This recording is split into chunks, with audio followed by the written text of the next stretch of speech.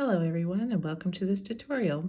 I'm so excited to teach you how to make these gem trees. Get a lot of questions about them in the store. So we're going to make mini trees. And this one here is on a rhodonite heart and the top of it is pink opal. And just to give you an idea about how much that would cost you to make, here's a mookaite heart. This is one that we're going to be working on. These guys are $9. And since they're mini trees, you only need one of the chip bracelets. This is also mookaite. This is $3.50 at the Fossil Cartel. And of course, you'll need some wire, 20 gauge. So let's get started. So the first thing that we're going to do is cut 8 to 10 pieces of the same length of the zebra wire or any other brand wire that you choose in 20 gauge. I'm choosing 20 gauge because it is the size that fits these chips nicely. With these instructions, you can make a tree that is larger or smaller. You'll just have to adjust the length of each piece of wire. For this mini tree, we are doing about 12 inches of wire and try to cut them as equal as you possibly can. So the first step is to put a couple pieces of your chips on the wire. Now you can do branches with one piece, you can do branches with 2 pieces or 3. I try not to do more than 3 because then it gets a little funky when you try to twist the wire, and you'll see what I mean in a moment. So I'm going to start off with 3 pieces on this one.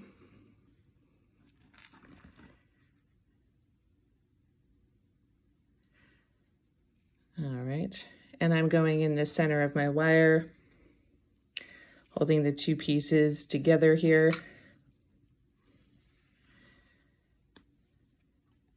And I'm giving it a pinch, okay, right here. Now take your pliers, and this is where we're going to decide how long of the branch is going to be at first, okay? It doesn't really matter how long the branch is going to be because we're going to have so many branches. In the end, you don't want them to all be one length. So for this first one, I think about here will do. And I'm just going to go ahead and twist.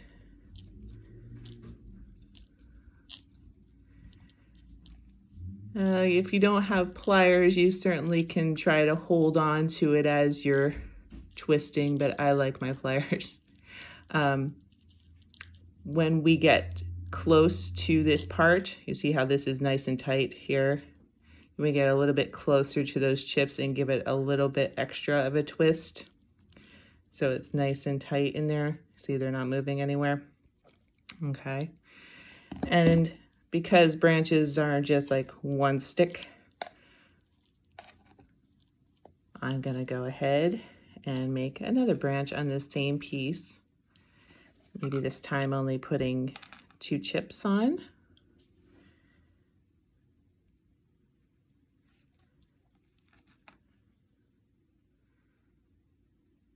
All right.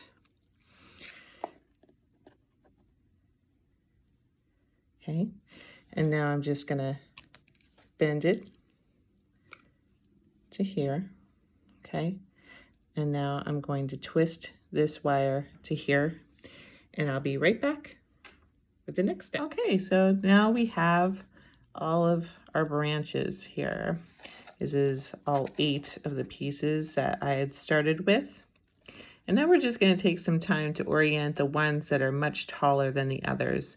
The taller pieces, or longer pieces, should be at the top of the tree. So when we line them up, let's see here. Here's a really long one. This one should be at the top. And you just sort of start stacking them together. Not getting too concerned about the way it looks right at this particular moment, because we're going to twist it all together to form the tree.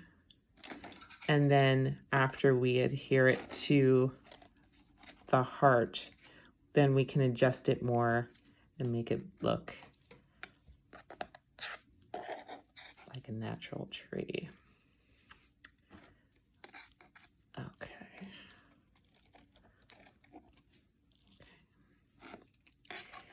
All right.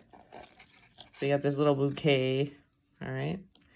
And what we're going to do is take all of this loose wire, and we can either do it with our hands or with the wire, the pliers, and we're going to start to twist. Okay. We're going to create that trunk of the tree. Grab my pliers here quick so I can have a little bit more leverage.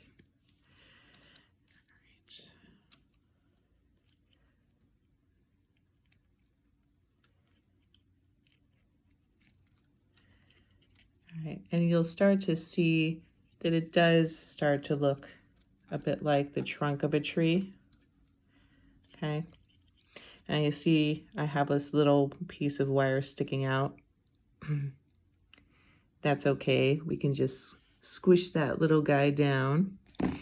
I'm going to continue to twist a bit, and I'll be right back to show you how to put it on the heart.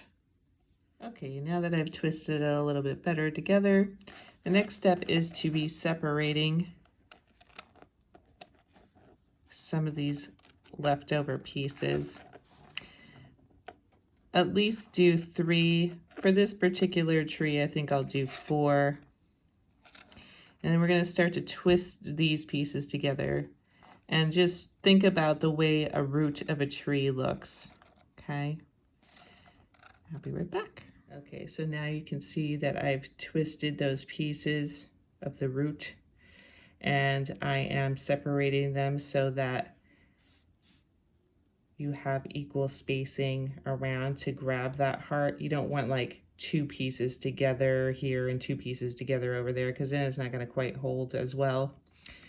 And we flip the heart over, removing the price tag, of course, and then we're going to twist all of these together to make a tight bond between the tree and the heart. And I'll show you what's next. For one of our last steps, we're going to take the super glue and just put a dab in the areas where you see that the wire is definitely connected to the heart. Leave that dry and we'll come back to the next step. Okay, now that we've had enough time to let our super glue take hold on here, you see what I did is I twisted the rest of this nice and tightly and wrapped it around the heart. Okay. And there was quite a bit excess wire for this one.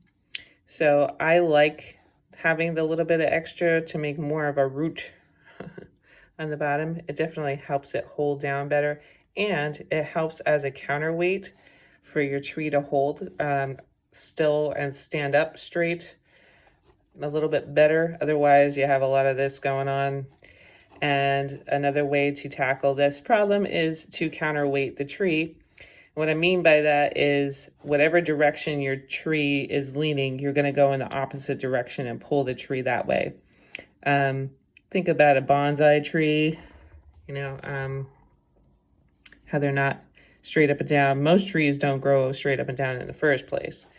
And then after you obtain a nice shape for your tree trunk, okay, and I mean, I like the way that looks.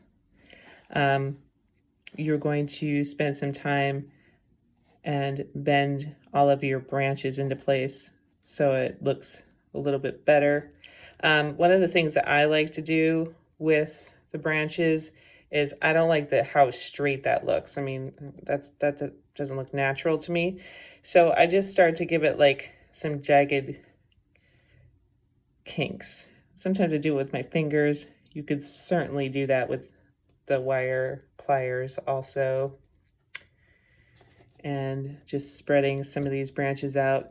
Sometimes when you have like a long one, such as this one, perhaps you can twist another branch together with that, and it becomes like a larger branch, a thicker branch, just like on a tree. Okay. So now there's that. Okay.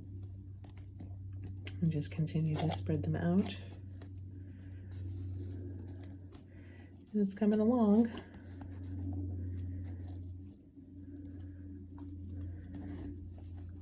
So I'm going to spend a little bit more time on that for this particular tree, but just to give you an idea of the way that it should look when you're done.